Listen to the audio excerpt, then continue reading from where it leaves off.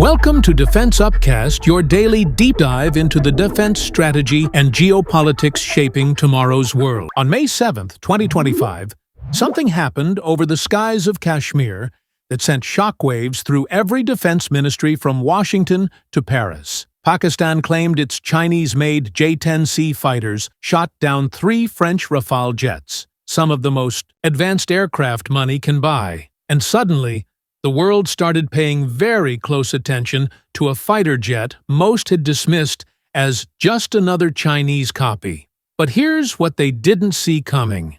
This was the J-10C's first time in actual combat, and it didn't just survive, it dominated. Let me take you back to understand why this matters. The Chengdu J-10 first flew in 1998, representing China's breakthrough as one of the few nations to independently develop a fourth-generation fighter. For decades, China had relied on Soviet-designed aircraft or licensed copies. The J-10 changed everything. But the early models? They were good, not great. The original J-10 was delayed mainly due to the lack of a suitable power plant and had to use Russian AL-31 engines. Western analysts saw it as another attempt to catch up, not lead. Then came the J-10C, entering service in 2018. The J-10C is classified as a 4.5 generation fighter, equipped with AESA radar, advanced avionics, and capable of carrying over 40 different weapon types, up from just 10 on the original J-10. It's powered by the indigenously designed WS-10B engine and can deploy PL-15 air-to-air missiles. The design is striking. A single-engine configuration with a unique canard delta wing that provides exceptional maneuverability and control at high angles of attack.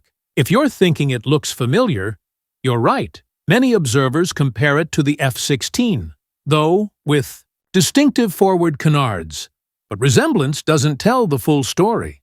Fast forward to May 2025. Tensions between India and Pakistan exploded after a terrorist attack in Indian-administered Kashmir killed 26 tourists on April 22nd. India launched Operation Sindoor on May 7th, precision strikes on 9 sites across Pakistan-occupied Kashmir and Punjab. Pakistan's response? They called it quid pro quo plus, equal or greater retaliation. And this is where the J-10C entered history. According to Pakistan's Air Vice Marshal, the confrontation involved at least 60 Indian aircraft, including 14 French-made Rafales, while Pakistan deployed 42 high-tech aircraft, including American F-16s and Chinese JF-17s and J-10s. The battle lasted just over an hour. When it ended, Pakistan claimed 5 Indian aircraft were destroyed, 3 Rafales, 1 MiG-29, and 1 Su-30 MKI.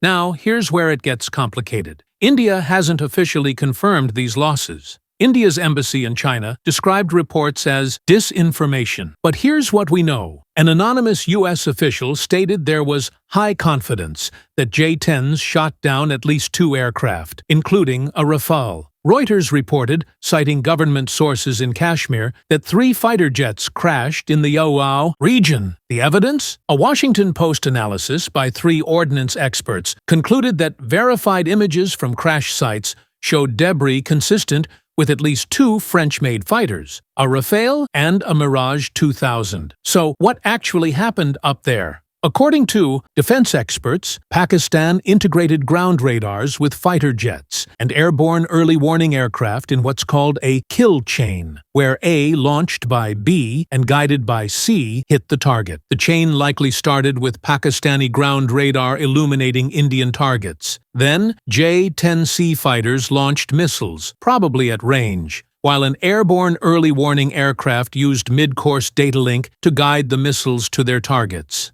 The weapon believed to be used? The PL-15E air-to-air missile with an 80 nautical mile range, a long-range, beyond visual range shot Air and Space Forces magazine. This wasn't about one fighter being better than another. Defense analyst Michael Dahm emphasized that this tells us more about systems integration, training, and tactics than aircraft capabilities alone. Pakistan had seamlessly integrated Chinese systems, fighters, missiles, radar, and command networks into a lethal whole. Meanwhile, India's Air Force, though larger, includes a hodgepodge of Western, Israeli, Russian, and Indian-produced technology, making systems integration much more difficult. The impact was immediate and global. After the conflict, Chinese military commentator Zhang Shuifeng noted, "In the past, when people talked about Chinese fighter jets, the impression was mostly about their cost-effectiveness. But now, the J-10C has proven its true combat prowess through real-world operational experience." On May 7th, analysts noted an increase in Chengdu Aircraft Corporation's stock price, attributed to reports of successful J-10 combat deployment. The export market exploded. Pakistan had become the first foreign buyer with 25 J-10Cs in 2021, with an option for 11 more. Now Bangladesh is close to a $2.2 billion deal for 20 J-10CE fighters. Reports indicate Iran is seeking to acquire J-10Cs to counter Israeli F-35 superiority. Egypt, Algeria, and Saudi Arabia have all expressed interest. Why? The J-10C is positioned as an optimal selection for nations seeking to reduce defense expenditures while enhancing military standing. At an estimated $50 million per aircraft, it's significantly cheaper than Western alternatives while carrying cutting-edge Chinese weapons systems. But there's a deeper story here. The May 2025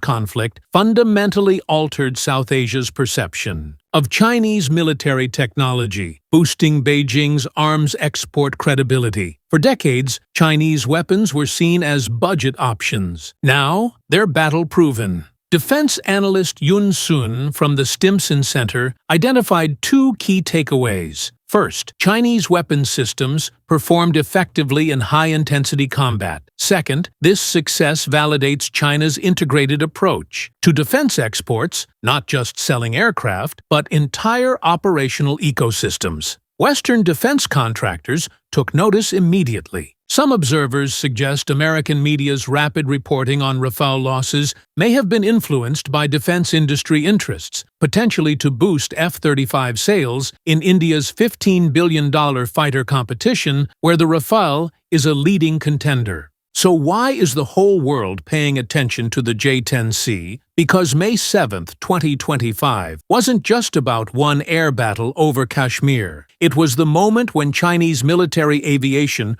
proved it could compete and win against the West's best in actual combat. The J-10C consistently prevailed in simulated combat against Su-35 fighters, with reduced radar visibility allowing it to detect and fire on targets first. But simulations are one thing. Real combat is another. The J-10C's combat debut demonstrated three crucial realities. First, Chinese military technology has matured beyond expectations. Second, integrated systems matter more than individual platform superiority. And third, the global defense market is no longer a Western monopoly. For countries looking at their air forces, the calculation just changed. You can spend $80 to $120 million on a Western fighter with strings attached, or $50 million on a J-10C with proven combat performance and no political conditions. The era of Western air dominance isn't over, but the J-10C proved it's no longer unchallenged. And that's exactly why defense ministries from Cairo to Jakarta are making phone calls to Chengdu. The question isn't whether the J-10C is a game-changer. After Kashmir, that debate is over. The real question is, what happens next?